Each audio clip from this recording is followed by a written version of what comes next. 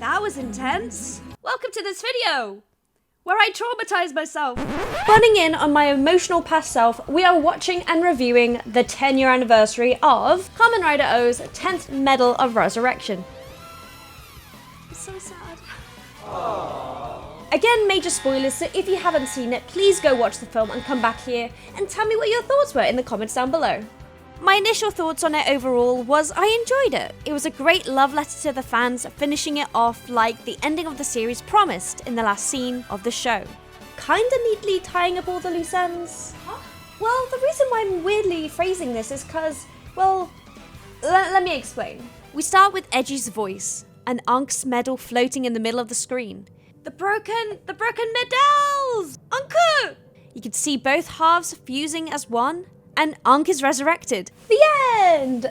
But no, seriously. Ankh's medal is now fixed, and Ankh is back somehow. The hand returns after a lovely flashback of everything that happened at the end of the series, and I'm already fangirling. Ah! Little do we know, this is actually kind of a hint to the end. We meet the OOO's resistance, and Shingo, Hina's brother and Ankh's previous human he took over, is leading the charge against the resurrected Greeds, Uva, Kazari, Gamel, and Mezul. And finally, we see King OOO's, apparently resurrected by some weird cult-like people we find out later, and they are here to take over the world. Again. For those who don't know, King OOO's is this guy. Not this guy. And he was so greedy that he actually became a tomb. Tragic, really. Shingo almost dies. Again. But Ankh flies in to save the day, literally taking over the body again, and it's so good to see him! And then Edgy makes his entrance, and oh my god, the tension and the explosion and it's just so good! It's so good to see them together again. And then we cut to the logo with the medal, and it's broken! Nice touch! I find that this, for me, is the fanfic I needed. Ankh returns, and Edgy has kept his clothes and has ice cream prepared for his return. He missed him, and I did too. However, after meeting up with the Resistance and making his friends know of his return, everyone noticed that Edgy is not the same and is acting weird. And after a chat with Kogami and Edgy, it is revealed that Edgy is actually dead. He was in a battle against the king and died while protecting a child. Very edgy to risk everything, but the shock I felt was real. Edgy is being controlled by Goda, a man-made greed created by the Kogami Company. Of course the Kogami Company is involved in this. They don't know when to stop like any major corporation. Ankh is so sarcastic. Goda is protecting the body as Edgy won't survive without his control. Reluctantly, Ankh agrees to work with Goda, but he is not happy about it. Wait, if Ankh just takes over the body, wouldn't that solve all of this? No? Just me? He is pissed. Now we have a conversation with Hina, who I have a few issues with. Earlier on, she's worried about her brother, but when Ankh walks in, she is all shocked about his return, rightly so, but doesn't ask if the brother is okay and why he has possessed him again, but is just happy to see Ankh again. In this current conversation, she is happy for Ankh's return again. It's literally Ankh who mentions the brother first. It just feels a bit weird that she is just accepting this. But we get this really great shot of them holding hands just like in the past, but this time without Edgy, and my heart aches. I want to discuss the Greeds quickly before we carry on. We see the Greeds discuss about them coming back to life, waiting for King OOO's return. And he does, with news of Ankh's resurrection also. Now I wondered if it was because of the resurrection of the king that they all returned, Ankh included. But I don't know how King OOO's would know of Ankh's return if he didn't appear in front of them, if they weren't connected or resurrected at the same time. After the previous fight, Uva returns to the Greed base, embarrassed and defeated. And the king, who does not take kindly to defeat, takes his medals, and as the others laugh at him, King, funny enough, takes their medals too and becomes their final form. We kinda all knew that this was where their plot was going. A crazed king wanting everything was going to take it from them sooner or later. A repeat of the past all those years ago. Learn from your mistakes and misfortunes, people. We could have avoided all this. And we get a glance at the trio of medals, which are the Putataira combo. One of the combos that was so important to winning the final battle of the series. I wonder. King OOO's and Ankh meet again after so long, and the king can see straight through Goda's disguise, still wanting his fake medals anyway. Greed will get you nowhere. Literally. The fight commences and it's a bit of a struggle. Change it to the La Toratar combo and it is still not enough against the king, who de-transforms Goda. When all seems over and done and the king starts taking all the medals from Goda, Ankh actually sacrifices himself to be sucked in, as Ankh can't have Goda leaving Edgy's body. Oh my god, the feels! But Ankh now inside starts to mess with King O's, giving Edgy/Goda an advantage when passing the purple medals to him. I knew it! The Dynaform comes back! Easily defeating King O's, like I said before. For me, this felt too easy. But they already have defeated someone with this power, so that kinda makes sense. But lo and behold, Goda is the actual final boss. Didn't see that one coming. Yeah, we kinda did. Goda shows his true intentions and takes all the power for himself. Selfish. A real Dr. Maki or King O's. You see the sparkle in his eyes and it's a great shot. And quickly Goda takes all the medals for himself and becomes the full power of O's, a new form.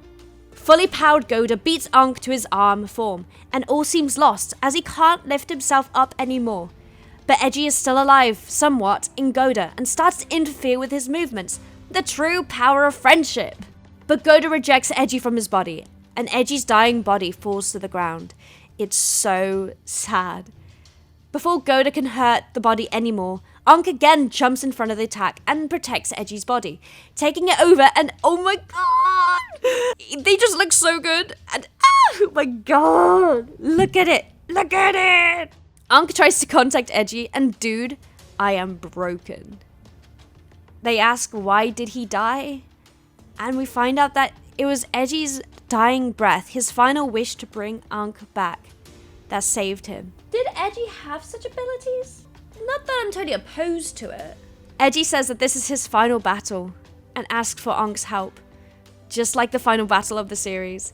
They cry together and this has a very similar feeling to the ending of Kamen Rider OOO. And when my two boys joined as one, the medal transforms into a beautiful rainbow form and Ankh fights in Edgy's body with Edgy's spirit fighting alongside him. Pretty much the ending like this full circle and it just, it's just so good. Goda is quickly defeated in a blaze of glory. And before Ankh can even talk to Edgy again, Edgy pushes him back into Shingo's body. We see a dying Edgy lying on the floor, breathing deeply, saying his final words to Hina and Ankh, and it is heartbreaking. They bring forward the child Edgy managed to save, and this is where I get annoyed. She doesn't seem happy or sad or remorseful to see him like this. Like, this guy died for you. Come on. And then, out of nowhere, he just dies. It's such a raw moment, acted so well, with no music, just the silence and the cries of Hina and Ankh. Ankh closes his eyes in respect, and that's the end of Edgy. The thing about Edgy that I heard from Hawkleys, a YouTuber who does all this kind of content as well, he says that Edgy isn't special, and I guess that's kind of true. He was just a regular guy who was given the power. Wasn't because he was strong, wasn't because he was chosen really. It was just a random guy. But damn, he made it worth everyone's time. And the movie just ends. The body is taken away, and it's just like at the end of the series. Hina and now Ankh stands looking at the sad scene, and then the movie just ends with an immensely sad version of the show's music, and I just had to cry. His boxes just move gently in the wind. There's no happy Edgy walking around the earth once again, or a floating hand following him in spirit. It is just the end. It's a very mature way of ending a movie like this, and that is it. I honestly was so broken after this, and I went to cry on Daz. But now I'm writing this, I do have a few issues. We'll let past me just cry out in the corner. She'll be fine. Like, they don't really explain the damage done, the extent of it all. How long has this been going on for? And the Greeds mention that there are only a few humans left. Is this in the city? The country? The world? Where? We just know the why. And even at that, they pass over who resurrected the king very quickly. It could have been Kogami, the cultist people in the hoods, the British, I don't know. Also, if the king was revived and the Greeds also, wouldn't have Ankh been resurrected too? As the king would, in theory, want all the medals, including Ankh's. But no, friendship is all the power you need. Mentioning the Greeds actually, Them in this movie are so weird. They are brought back for one purpose, and that's the power. But they extend their story for a while, and even when they are defeated, the OOO's resistance don't even ask what happened to them and just accept that they're no longer there. There's a lot of that actually. There's just a lot of accepting and not asking why. I know it's a film and has only got a certain amount of time to do everything, but still. For example, like Hina and her just accepting her brother is being taken away again by Ankh, which I'm like, okay. Also, is Ankh now like Kamen Rider officially, or there's so many more questions. Anyway, my final thoughts. Kogumi was great in this movie. They definitely had fun filming this. I remember him in Hanakimi, my first Japanese drama, and I think he's a great actor, so it was great to see him again. Hina doesn't really give a f about her brother. Her character confuses me, and there's like this tension with her and Ankh, but it's like her brother. But I genuinely think that this is just bad writing for her in this movie. Anyway, I really love the shots of the movie, honestly, especially this one. Whoever filmed this one, I applaud you. And overall, as I said at the beginning of this video, this is just a real love letter to the fans, and I enjoyed it so much, even though it left me broken afterwards. Anyway, thanks for listening again, everyone. If you enjoyed this video, please let me know in the comments down below, and if you want me to review more movies like this, give it a like. Anyway, here are my socials. Anyway, catch you next time. Kezza Henshin. Matane.